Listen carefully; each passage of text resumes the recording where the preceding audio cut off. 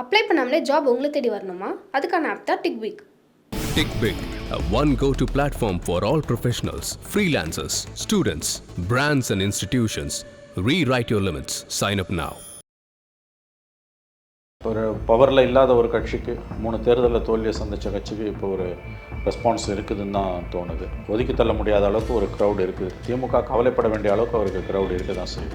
திமுகவோட பிரச்சாரம் நிச்சயமாக அரசு எந்திரத்தோடு சேர்ந்து நடக்கக்கூடிய பிரச்சாரம். கிரவுண்டில் போய் அவங்க பிரச்சாரம் ஒரு பக்கம்னா, இன்னொரு பக்கம் 4 அரசு அதிகாரிகளை இன்றைக்கி அவங்க முதல்ல அனைத்து மகளிருக்கும் உதவித்தொகைன்னு சொல்லிட்டு ஆட்சிக்கு 2.5 வருஷம் பொறுத்து கரெக்டாக பார்லிமெண்ட் எலெக்ஷனுக்கு 7 மாதம் முன்னால் தகுதி உள்ளவர்களுக்கு நீ சொன்ன. இப்போ என்ன பண்ணுறீங்க? அதே மாதிரி அசம்பிளி எலெக்ஷனுக்கு 7 மாதம் 8 மாதம் முன்னால் அனைத்து மகள் இருக்குன்ற.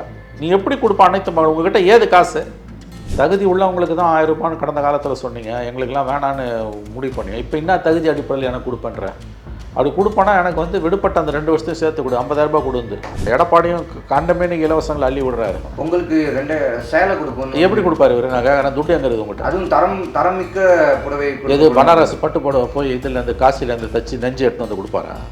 ஏங்க 4.5 வருஷமாக நீங்கள் சாதிக்காதது உங்களுடன் ஸ்டாலின் என்ன சாதிப்பீங்க? இது எல்லாமே இ சேவா மையத்தில் போனால், அன்புமணி ராமதாஸ் கொடுத்த ஸ்டேட்மெண்ட் மாதிரி இ சேவா மையத்தில் போனால் கொடுக்க வேண்டியது. கவுன்சிலர் செய்ய வேண்டிய வேலையை, எம்எல்ஏ செய்ய வேண்டிய வேலையை முதலமைச்சர் எப்படிங்க செய்ய முடியும்?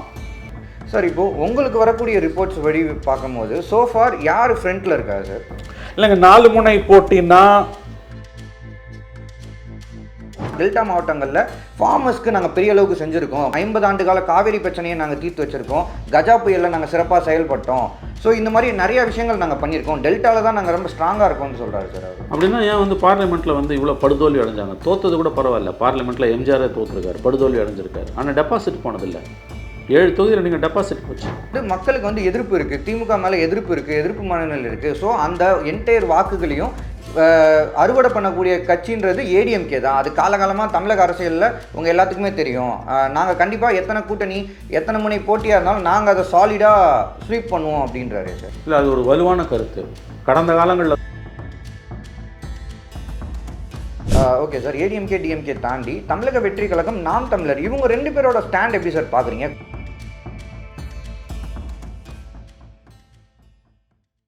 சார் வணக்கம் சார். வணக்கம் சார். எந்த வருஷமும் இல்லாமல் இந்த வருஷம், அதாவது 2026 தமிழ்நாடு அசம்பிளி எலெக்ஷனுக்காக ஏடிஎம்கே டிஎம்கே கிட்டத்தட்ட 10 மந்த்ஸ் பிஃபோரே அவங்களோட பொலிட்டிக்கல் கேம்பெயினை ஸ்டார்ட் பண்ணிட்டாங்க. டிஎம்கே ஓரணியில் தமிழ்நாடு, ஏடிஎம்கே மக்களை காப்போம் தமிழகத்தை மீட்போம் அப்படின்னு சொல்லி ரெண்டு பேருமே ரொம்ப தீவிரமாக களத்தில் அவங்களோட பொலிட்டிக்கல் கேம்பெயினை ரன் பண்ணிட்டு இருக்காங்க. ஸோ இதை எப்படி பார்க்குறீங்க சார்? ஆமாம், இது வரைக்கும் தமிழ்நாட்டில் இப்படி 10 மாதம் முன்னால் வந்ததே கிடையாது. 21 கூட இப்படி வரல. அப்போ ஆக்சுவலாக 20 கொரோனா இருந்த காலத்தால் வர முடியல. ஒரு வேளை கொரோனா இல்லைன்னா அப்பயும் இதே கதை, அப்பயும் 20 கூட வந்திருக்குமோன்னு கூட எனக்கு இப்போல்லாம் தோணுது. இப்போ 2 பேரில் பார்த்தீங்கன்னா ஓரணியில் தமிழகம்ன்றது திமுக. அது அண்ணா திமுக என்ன பேர் சொன்னீங்க? மக்களை காப்போம் தமிழகத்தை மீட்போம். அதான் இப்போ 2 தரப்புமே களத்தில் இறங்கியிருக்காங்க. எடப்பாடி கிரவுண்டுக்கு போகிறாரு, தொண்டர்களோடு நிற்கிறாரு, களத்துக்கு போகிறாரு. ஓரளவு அவருக்கு ரெஸ்பான்ஸ் இருக்குது. அது அப்படியே ஓட்டாக மாறுமான்னு தெரியாது. பட் இப்போ ஒரு பவரில் இல்லாத ஒரு கட்சிக்கு 3 தேர்தலில் தோல்வியை சந்தித்த கட்சிக்கு இப்போ ஒரு ரெஸ்பான்ஸ் இருக்குதுன்னு தான் தோணுது. ஒதுக்கி தள்ள முடியாத அளவுக்கு ஒரு க்ரௌட் இருக்குது. திமுக கவலைப்பட வேண்டிய அளவுக்கு அவருக்கு க்ரௌட் இருக்க தான் செய்யுது. அதிமுக தனியாக தான் போகுது, கூட்டணி கட்சி எதுவுமே இல்லை. பிஜேபியோ அதை லிஸ்ட்லேயே சேர்க்க முடியாது. மற்றபடி யாருமே இல்லை, அவங்க தனியால் தான் அவங்க போகிறாங்க. திமுகவை பொறுத்த வரைக்கும் ஓரணியில் தமிழகம் என்பது அரசு எந்திரத்தோடு இவங்க போய் நிற்கிறாங்க கிரவுண்டில். அது ஏற்கனவே உங்களுக்கு தெரியும். 10 திமுககாரம் போக வேண்டியது, கூட ஒரு வருவாய்த்துறை அதிகாரியோ நுகர்பொருள் வாணிப கழகத்துலேருந்து யாரோ ஒருத்தர் போக வேண்டியது. 1000 ரூபாய் வருதா, அது வருதா, இது வருதா, ஆதார கொடு, அதை கொடு, இதை கொடுன்னு கேட்க வேண்டியது. அப்புறம் அவங்க ஃபோன் நம்பரை வாங்கிட்டு ஓடிபி அனுப்பினது. ஓடிபி வந்தோன்னே நீங்கள் திமுகவில் இணைந்து விட்டீர்கள்னு வருது. இது தெரிஞ்சு தான் மெட்ராஸ் ஹைகோர்ட்டு ஓடிபி வாங்கக்கூடாதுன்னு ஆர்டர்ஸ் போட்டாங்க. திமுகவோட பிரச்சாரம் நிச்சயமாக அரசு எந்திரத்தோடு சேர்ந்து நடக்கக்கூடிய பிரச்சாரம். கிரவுண்டில் போய் அவங்க பிரச்சாரம் ஒரு பக்கம்னா, இன்னொரு பக்கம் 4 அரசு அதிகாரிகளை இன்றைக்கி அவங்க அரசு செய்தி தொடர்பாளர்களாக நியமிச்சிருக்காங்க. அவங்கள பற்றி சொல்லும்போது எடப்பாடி சொன்னது கரெக்டுன்னு தான் நான் நினைக்கிறேன். அதாவது அவர்களை கொள்கை பரப்பு செயலாளர்களாக ஐஏஎஸ் ஆஃபீஸர்ஸை நியமிச்சிருக்காங்க. இதில் நிறைய சிக்கல் இருக்குது. அரசு அதிகாரிகள் போய் கொள்கை ஸ்போக்ஸ் பர்சன்ஸாக வராங்கன்னா எங்கே அரசியல் தொடங்கும், எங்கே நிர்வாக விவரங்கள் நிற்கும்னு நமக்கு தெரியாது. வெறும் ஸ்டாட்டிஸ்டிக்ஸை சொல்கிறது, அரசாங்கத்தோட திட்டங்களை சொல்கிறது மட்டும் அந்த அதிகாரிகளோட வேலையாக இருக்காது. வெறும் ஸ்டாட்டிஸ்டிக்ஸ் இஷ்யூ கிடையாது உங்களுக்கு. பாலிடிக்ஸ் எங்கே ஆரம்பிக்குதுன்றதே உங்களுக்கு தெரியாது. இப்போ எடப்பாடி பழனிசாமி நான் 1500 கொடுப்பேன் மகளிர் உதவித்தொகை வந்தேன்னா, திமுக 1000 கொடுக்குது, நான் வந்தேன்னா 1500 கொடுக்குதுன்னு அவர் சொல்கிறாரு. இப்போ மகளிர் உதவித்தொகையை பற்றின கேள்விகளை வந்து அந்த 4 அதிகாரிகளில் ஒரு அதிகாரி அமுதாவை கேட்குறாங்க, நீங்கள் எப்படி இப்போ இதை திமுக கவர்மெண்ட்டில் வந்து விடுபட்டவங்களுக்கும் நம்ம இப்போ கொடுப்போம்னு சொல்கிறாங்க. எடப்பாடி சொல்கிறாரு நாங்கள் வந்து 1500 கொடுப்போன்றாரு. இப்போ ரெண்டுத்துக்கும் சேர்த்து அமுதா கிட்ட ஒரு கேள்வி, திமுக அரசாங்கம் விடுபட்டவங்களுக்கும் கொடுப்பேன்னு சொல்கிறாங்களே, அப்படி கொடுத்தாங்கன்னா அந்த நிதி ஆதாரங்களை தாங்குற அளவுக்கு தமிழ்நாடு கவர்மெண்ட்டுக்கிட்ட ஃபினான்ஷியல் ரிசோர்ஸஸ் இருக்கான்னு ஒரு கேள்வி கேட்குறீங்க.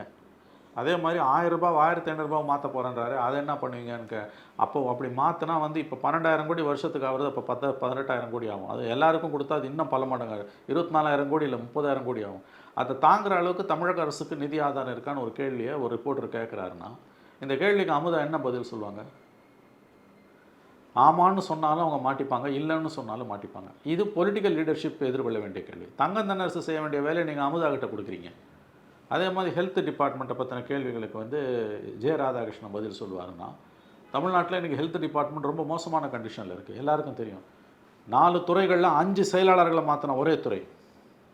முதல்ல கொரோனா காலத்தில் வந்தப்போ நம்முடைய இவர் இருந்தார், இவர் ஜெ ராதாகிருஷ்ணன் இருந்தார். அதுக்கப்புறம் ககன்தீப் சிங் பேடி வந்தார். அதுக்கு பிறகு செந்தில்குமார்னு ஒருத்தர் வந்தார். அதுக்கு பிறகு வந்து அந்த லேடி ஒருத்தர் வந்தாங்க, பியூலா இல்லை, அது முன்னாடி. அதுக்கப்புறம் அந்த இன்னொரு லேடி ஒருத்தர் வந்தாங்க. அதில் அவங்க அந்த லேடி வந்து அவங்கள மாற்றிட்டு அப்போ ஃபாரஸ்ட் செக்ரட்டரியாக போட்டாங்க. அந்த அம்மா வந்தாங்க. அந்த அம்மாவை தூக்கிட்டு மறுபடியும் செந்தில்குமாரே வந்திருக்கு. 4 வருஷத்தில் 5 துறைகளை கொண்ட ஒரு டிபார்ட்மெண்ட் பற்றின கேள்விகளுக்கு சுப்பிரமணியம் ஒழுங்காக பதில் சொல்லுவாரா, ஜெ ராதாகிருஷ்ணன் பதில் சொல்லுவாரா? இப்போ நான் ஏன் இதை சொல்ல வரேன்னா, இந்த 2 பேரோட தேர்தல் பிரச்சாரத்தை திமுக தேர்தல் பிரச்சாரத்தை பற்றி நீங்கள் சொல்லும்போது திமுக மக்களை நம்பி கிரவுண்டுக்கு போகுது, எடப்பாடி ஒருத்தர் தான் ஸ்டார் கேம்பெயினரு. ஆனால் இங்கே பார்த்தீங்கன்னா திமுகவோட ஒட்டுமொத்த அரசு எந்திரமே திமுக பின்னால் நிற்குது. இது வந்து ஒரு லெவல் பிளேயிங் ஃபீல்டு கிடையாது. இப்போ பாருங்கள், நேற்று வந்து சேப்பாக்கத்தில் வந்து மகளிர் உதவித்தொகை விடுபட்டவங்க எல்லாருக்கும் நாங்கள் கொடுப்போம்னு உதயநிதி ஸ்டாலின் சொன்னார். அவரோட தொகுதி அது. சேப்பாக்கம் தொகுதியிலேருந்து ஒரு 150 பெண்கள் வந்து தேனாம்பேட்டையில் அந்த அலுவலகத்தை முற்றுகையிட்டு ஒரு கேள்வி கேட்குறாங்க. தகுதி உள்ளவங்களுக்கு தான் 1000 ரூபான்னு கடந்த காலத்தில் சொன்னீங்க, எங்களுக்கெல்லாம் வேணான்னு முடிவு பண்ணீங்க, இப்போ என்ன தகுதி அடிப்படையில் எனக்கு கொடுப்பேன்ற? அப்படி கொடுப்பேன்னா எனக்கு வந்து விடுபட்ட அந்த 2 வருஷத்தையும் சேர்த்து கொடு, 50,000 ரூபாய் கொடுந்து. எங்கே கொண்டு வந்து நிறுத்திட்டானுங்க பார்த்தீங்களா? அரசு கஜானா ஏற்கனவே காலிங்க, திவாலிங்க, திருவடியந்திர லெவலில் இருக்குங்க.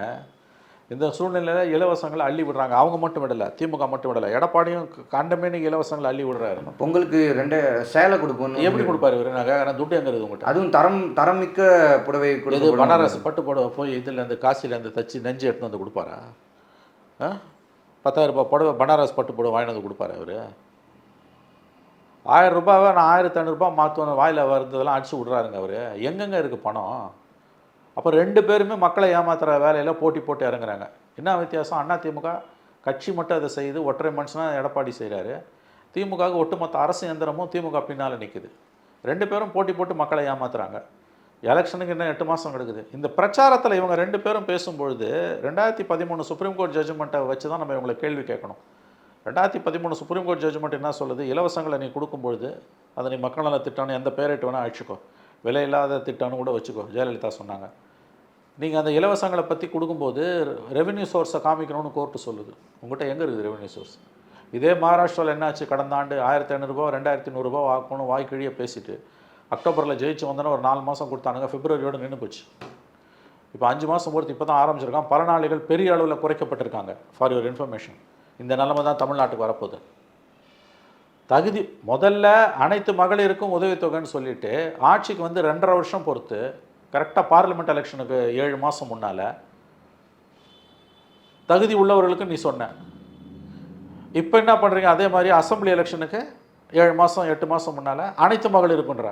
நீ எப்படி கொடுப்ப அனைத்து மகள்? உங்ககிட்ட ஏது காசு?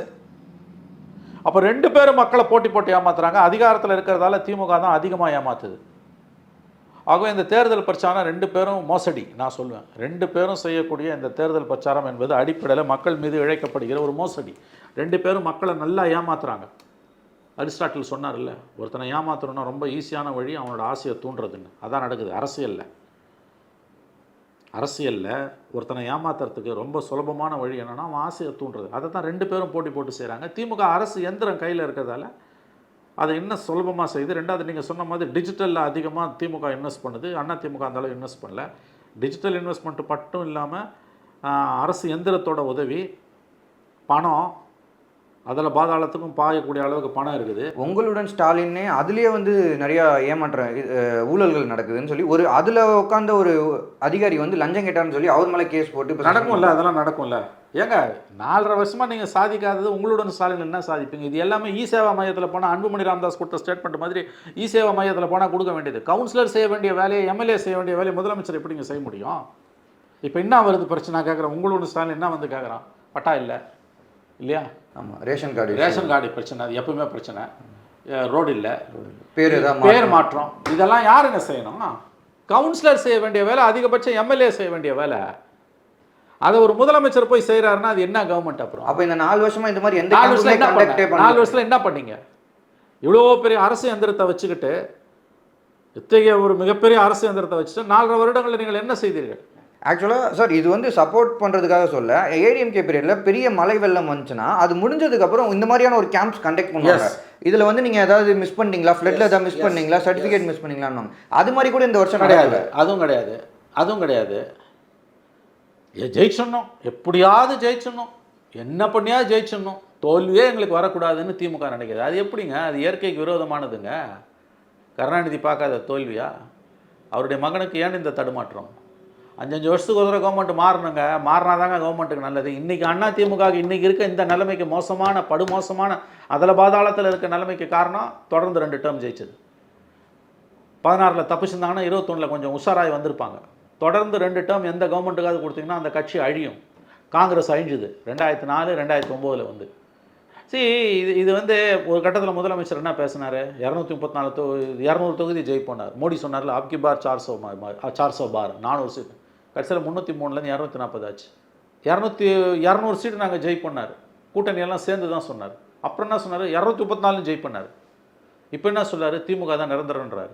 நிரந்தரமாக திமுக ஆளுன்றார். நிரந்தரன்ற வார்த்தை முதலமைச்சர் வாயிலேருந்து பகுத்தறிவு பகலவன் சொல்லக்கூடிய பெரியாரோட சீடனாக தன்னை சொல்லிக்கொள்ளக்கூடிய ஸ்டாலின், நிரந்தரம் என்ற வார்த்தை எப்படி அவர் வாயிலிருந்து வரும்? இது பகுத்தறிவா? கருணாநிதி வாயிலிருந்து நிரந்தரம்னு வந்திருக்கா? எதுவுமே நிரந்தரம் இல்லைங்க. தோன்றியது அத்தனையும் அழியும் இந்த பூமியில், சூரியன் உட்படன்னுவாங்க. நிரந்தரம்னு ஒரு வார்த்தை ஜெயலலிதா கூட நிரந்தரம்னு சொல்ல, ஹிட்லர் கூட சொல்லுங்க. 1000 ஆண்டுகள் நான் இருப்பேன்னா ஹிட்லரு நிரந்தரம்னு சொல்ல. ஜெயலலிதா நான் இருப்பேன்னு சொல்ல. எனக்கு பிறகும் 500 ஆண்டுகள் அதிமுக இருக்குன்னாங்க. எனக்கு தெரிஞ்சு எம்ஜிஆர் வாயிலேருந்து, கருணாநிதி வாயிலேருந்து, ஜெயலலிதா வாயிலேருந்து நிரந்தரன்ற வார்த்தையே வரல. கடவுள் பக்தி உள்ள ஜெயலலிதா வாயிலேருந்து நிரந்தரன்ற வார்த்தை வரல. தன்னை நாத்திகனாக சொல்லிக்கொள்ளக்கூடிய மு.க. ஸ்டாலின், முதலமைச்சர் ஸ்டாலின் வாயிலிருந்து நிரந்தரமாக திமுக ஆளுன்றாரு. இது என்ன மாதிரியான ஒரு ஸ்டேட்மெண்ட்டுங்க? ஏன் அவங்க கூட இருக்க கொத்தடிமைகளுக்கு இந்த கேள்வி கேட்க மாட்டேன்றாங்க? கூட்டணி கட்சிகளை கேட்குறேன். கொத்தடிமை தானேங்க அவங்க, லிட்ரலி கொத்தடிமை தானே. இதில் கொடுமை என்னென்னா, இது கூட்டணி அரசாக இருந்தால் கூட இந்த அரசாங்கத்துக்கு இவங்க முட்டு கொடுக்கலாம். இது கூட்டணி அரசும் கிடையாது, இது திமுக அரசு. அப்போ எதுக்கு நீ முட்டு கொடுக்குற? ஒன்று ஞாபகம் வச்சுக்கோங்க, ஒருவேளை திமுக அரசு 26 தோற்கடிக்கப்பட்டால் திமுக அடையக்கூடிய தோல்வியை விட திமுகவின் கூட்டணி கட்சிகளுக்கு படுமோசமான தோல்வி கிடைக்கும். படுமோசமான தோல்வி கிடைக்கும். மக்களுக்கு கோபம் என்பது திமுகவை விட திமுக செய்யக்கூடிய தவறுகளுக்கு முட்டு கொடுக்கிற, துணை போகிற இந்த கூட்டணி கட்சிகள் மீது தான் கோபம் அதிகமாக இருக்கிறது. திமுக கூட மக்கள் மன்னிச்சிடுவாங்க. இந்த காங்கிரஸ், விசிக 2 இடதுசாரிகளை மக்கள் சத்தியமாக மன்னிக்க மாட்டாங்க. ஏன்னா தட்டி கேட்க வேண்டிய நேரத்தில் தட்டி கேட்காம இவங்க வந்து நினச்சி பார்க்க முடியாத அளவுக்கு பரம்பரை திமுக வெக்கப்படுற அளவுக்கு திமுக முட்டு கொடுக்குறாங்க. இதை ஏன் செய்கிறாங்கன்றது இந்த ஆண்டவனுக்கே வெளிச்சம். சார், இப்போது உங்களுக்கு வரக்கூடிய ரிப்போர்ட்ஸ் படி பார்க்கும்போது சோஃபார் யார் ஃப்ரண்ட்டில் இருக்கா சார்? இல்லைங்க, 4 முனை போட்டின்னா டிஎம்கேக்கு எட்ஜுங்க, அதை நான் மறுக்கலைங்க. இவ்வளோ சொல்லிவிட்டு நான் அதையும் சொல்கிறேன்.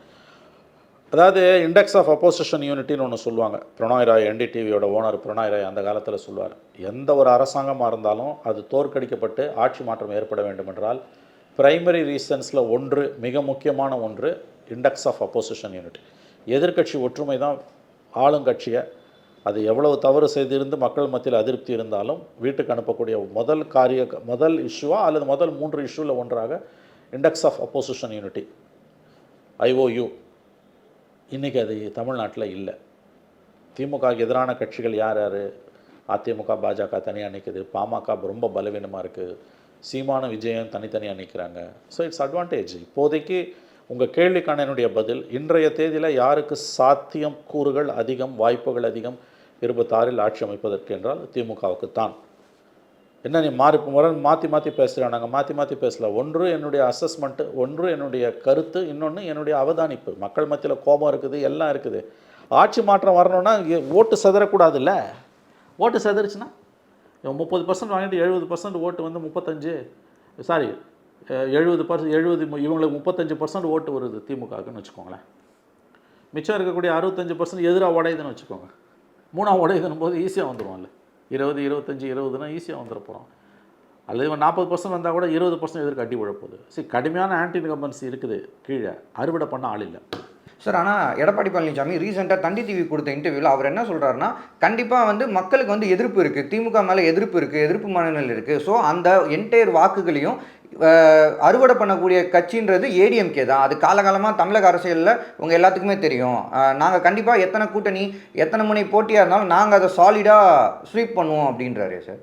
இல்லை, அது ஒரு வலுவான கருத்து. கடந்த காலங்களில் அது உண்மையாக இருக்கலாம், இப்போ வரக்கூடிய தேர்தலில் அது உண்மையாக இருக்காது. உண்மையாக இருக்க வாய்ப்பு குறைவு. அது மட்டுமே வச்சு ஜெயிக்க முடியாது அவங்க. ஏன்னா இந்த தேர்தலில் வந்து பழைய ஏடிஎம்கே இல்லை, வாக்குகள் சதுரி இருக்குது. அவங்களோட 24 பர்ஃபார்மன்ஸை பார்த்தீங்கன்னா 19.8%, ரியலி 20% தான். பிஜேபியோட அலையன்ஸ் மொத்தமாக 18%. இதுதான் அண்ணாமலை அடிக்கடி சொல்வார். அவர் சொல்கிற ஒரு பாயிண்ட் உண்மைங்க. ஆனால் அது கடந்த காலங்களுக்கு, அதாவது ஆன்டி இன்கம்பன்சியை, ஆட்சி மாற்றத்தை அறுவடை பண்ணக்கூடியது அதிமுக தான்றது கரெக்டு. ஆனால் அதிமுக ஓட் பேங்கை குறைஞ்சிருக்கு. உங்கள்கிட்ட கூட்டணியே இல்லையே. கூட்டணி இல்லாமல் உங்கள்கிட்ட ஏன் வருவான்? நீங்கள் பிஜேபியை வச்சுருக்கிறது ரெண்டாவது எதிர்மறை. பிஜேபி இல்லாமல், நான் இன்னொன்று சொல்கிறேன், பிஜேபி இல்லாமல் ஒன்றுபட்ட அதிமுக, ஓபிஎஸ்ஸை சேர்த்து, டிடிவியை சேர்த்து, எல்லாரையும் சேர்த்துக்கிட்டு குட்டி குட்டி கட்சியை வச்சுருந்தா கூட எதிர்க்க 3ஆவது 4ஆக உடஞ்சா கூட ஏடிஎம்கே வந்துடும். ஆனால் இன்றைக்கி அது இல்லை. இப்போ அன்வராஜா போனதால் சிறுபான்மையின வாக்குகள் அந்த தென் மாவட்டங்களில் காலி ஆகுது. இந்த பக்கம் உங்களுக்கு வந்து முக்குலத்தோர் ஓட்டு வந்து ஓபிஎஸ்ஸால் ஓரளவு அடி வாங்குது. சார், அதையுமே அவர் அக்செப்ட் பண்ண மாட்டார் சார். அவர் என்ன சொல்கிறாருன்னா, டெல்டா மாவட்டத்துலையும் தென் மாவட்டங்கள்லையும் அதிமுகவுக்கு இன்றைக்கும் அந்த ஓட் பேங்க் அப்படியே இருக்குது. மீடியா தான் அதை வந்து தப்பான செய்திகளை வெளியிடுறாங்க. அப்படியே இருக்குது. காரணம் என்னென்னா, டெல்டா மாவட்டங்களில் ஃபார்மர்ஸ்க்கு நாங்கள் பெரிய அளவுக்கு செஞ்சுருக்கோம். 50 ஆண்டு கால காவேரி பிரச்சனையை நாங்கள் தீர்த்து வச்சுருக்கோம். கஜா புயலில் நாங்கள் சிறப்பாக செயல்பட்டோம். ஸோ இந்த மாதிரி நிறைய விஷயங்கள் நாங்கள் பண்ணியிருக்கோம். டெல்டாவில் தான் நாங்கள் ரொம்ப ஸ்ட்ராங்காக இருக்கோம்னு சொல்கிறாரு சார் அவர். அப்படின்னா ஏன் வந்து பார்லிமெண்ட்டில் வந்து இவ்வளோ படுதோல்வி அடைஞ்சாங்க? தோற்றது கூட பரவாயில்ல. பார்லிமெண்ட்டில் எம்ஜிஆரே தோற்றுருக்காரு, படுதோல்வி அடைஞ்சிருக்காரு. ஆனால் டெபாசிட் போனதில்லை. 7 தொகுதியில் நீங்கள் டெபாசிட் போச்சு. இவ்வளோ பெரிய தோல்வி அதிமுக கடந்த காலங்கள் அடைஞ்சதே இல்லை, தோல்வி அடைஞ்ச காலங்களில் கூட. இது உண்மைன்னா வந்து நீங்கள் டெபாசிட் போகிற அளவுக்கான தோல்வியை ஏன் அடையிறீங்க? ரெண்டாவது, ஓபிஎஸ்ஸால் உங்களுக்கு பாதிப்பு இல்லைன்னு நீங்கள் சொல்ல முடியுமா? நான் தான் சொல்கிறேன், ஒன்றுபட்ட அதிமுக இருந்திருந்தால், சிறிய கட்சிகளை மட்டும் வச்சுக்கிட்டு எதிர்க்க திமுக எவ்வளவு பலமான கூட்டணி இருந்தாலும், விஜய் எவ்வளோ இருந்தாலும், சீமான் எவ்வளோ இருந்தாலும் ஏடிஎம்கே அடிச்சிடும். 2016 மாதிரி அடிச்சிடும். யுனைடெட் ஏடிஎம்கே இருந்ததுன்னா அது ஆட்சியை பிடிப்பது உறுதி. பிரச்சனையே அதுதான். திமுகவோட மிகப்பெரிய பலம் யுனைடெட் ஏடிஎம்கே இல்லை. முக்குலத்தோர் ஓட்டு அந்த பக்கத்தில் அடிக்குது, மைனாரிட்டிஸ் ஓட்டு. இன்னொரு ரொம்ப முக்கியமான விஷயம், மைனாரிட்டிஸ் ஓட்டு. இதுவரை தன்னுடைய வரலாறில் 72 கட்சி ஆரம்பித்த அந்த 52, 53 வருஷத்தில், 54 வருஷத்தில் அதிமுக இந்த அளவுக்கு சிறுபான்மையின வாக்குகளை இழந்தது கிடையாது. ஜெயலலிதா 98, 2004 பிஜேபியோட போனப்போ கூட இவ்வளவு மோசமாக சிறுபான்மையின வாக்குகளை இழந்தது கிடையாது. இன்றைக்கி கிட்டத்தட்ட தமிழ்நாட்டில் இருக்கக்கூடிய முஸ்லீம் கிறிஸ்டின் ஓட்ஸில் 90% திமுகவுக்கு போகுது, விஜய்க்கும் போல.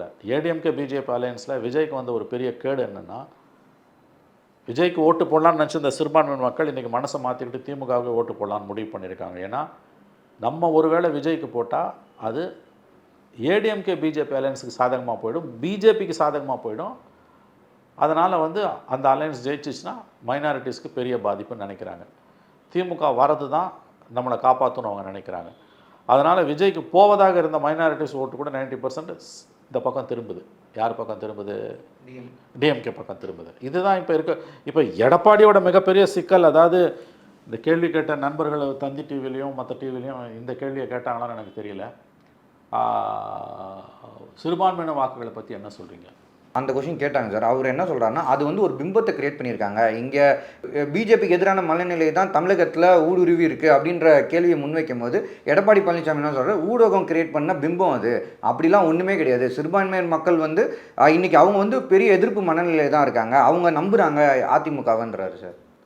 அவர் நல்லா முட்டு கொடுக்குறாரு. பிஜேபியுடனான தன்னுடைய உறவுக்கு நல்லா முட்டு கொடுக்குறாரு. சிறுபான்மையின வாக்குகள் தனக்கு சுத்தமாக இல்லை என்பது அவருக்கு நன்றாக தெரியும். 90% சிறுபான்மையின வாக்குகள் வந்து பிஜேபி எதிரான வாக்குகள் திமுக பக்கம் தான் இருக்குது. விஜய் பக்கம் கூட இல்லை, திமுக பக்கம் இருக்குன்னு அவர் நன்றாக அறிந்தே வைத்திருக்கிறார். அவர் தெரிந்தே போய் சொல்லுகிறார். அப்படின்னா 2 மக்களவைத் தேர்தல்களில் மோடியை ஓட தமிழ்நாடு மக்கள் ஏன் விரட்டினாங்க? அஃப்கோர்ஸ் அசம்பிளியில் ஜெயிச்சாங்க, ஒத்துக்கிறேன், 4 சீட்டு, ஒரு குட் பர்ஃபார்மன்ஸ். ஆனால் 2 பார்லிமெண்ட் எலெக்ஷனை தூக்கி அடித்ததுக்கு என்ன காரணம்? ரெண்டாவது, இன்றைக்கி நாடு பூரா நடந்து கொண்டு இருக்கக்கூடிய சம்பவங்கள் நீங்கள் பார்த்தீங்கன்னா பீகாரில் ஓட்டர் ரிவிஷன் உட்பட சிறுபான்மை மக்கள் மத்தியில் பெரிய அச்சத்தை ஏற்படுத்தியிருக்கு. அதனால் சிறுபான்மையின மக்கள் வாக்குகள் பிஜேபிக்கு இல்லைன்னு சொல்கிறது வெறும் பிம்பன்றது ரொம்ப தவறான உள்நோக்கமுடைய மக்களை ஏமாற்றக்கூடிய ஒரு கருத்து. இல்லாட்டி இவர் ஏன் சார் பொலிட்டிக்கல் கேம்பெயினில் கோயில் பற்றிலாம் கோயில் பற்றி எதுக்கு பேசுகிறாரு இவர்? சரி, அப்படின்னா நீங்கள் எதுக்கு 23, 24 மக்களவை தேர்தலில் பிஜேபி விட்டு வெளியில் வந்தீங்க? நான் ஒன்று தான் கேட்குறேன், எதுக்காக வெளியில் வந்தீங்க, எதுக்கு உள்ளே போனீங்க? 2023 எதற்காக அதிமுக பிஜேபியை விட்டு வெளியில் வந்தது? 26/5 மறுபடியும் எதற்காக பிஜேபியோட அதிமுக போய் சேர்ந்தது? மோடி நல்லவர், வல்லவர், சிறுபான்மையின மக்களுக்கு எதிரான கட்சி அல்ல பாஜகன்னா, நீங்கள் ஏன் 23 வெளியில் வந்தீங்க, 25 ஏன் மறுபடியும் போய் சேர்ந்துங்க? இது கண்டினியூஸாக இந்த அலையன்ஸ் இருந்திருந்தால் கூட இவருக்கு ஒரு மரியாதை இருந்திருக்கும். 19, 21, 24 இருந்து இப்பயும் இருந்திருந்தாருன்னா இவருக்கு ஒரு மரியாதை இருந்திருக்கும். பேசாத பேச்செல்லாம் வெளியில் வந்துட்டு பேசிட்டு இன்றைக்கி போய் சேர்ந்தீங்கன்னா உங்களுக்கு என்ன மரியாதை இருக்கும்? சிறுபான்மையின வாக்குகளை பற்றின கேள்வியை கேட்கும்போதே அது மீடியா உருவாக்கின பிம்பம் என்பது ரொம்ப ரொம்ப தவறான, மக்களை திசை திருப்பக்கூடிய, மக்களை முட்டாளாக்கக்கூடிய ஒரு கருத்து. ஆகவே இது இவங்களுக்கு எல்லாமே எதிராக நிற்குது. இன்றைக்கி எல்லாமே எதிராக தாங்க நிற்குது அதிமுகவுக்கு.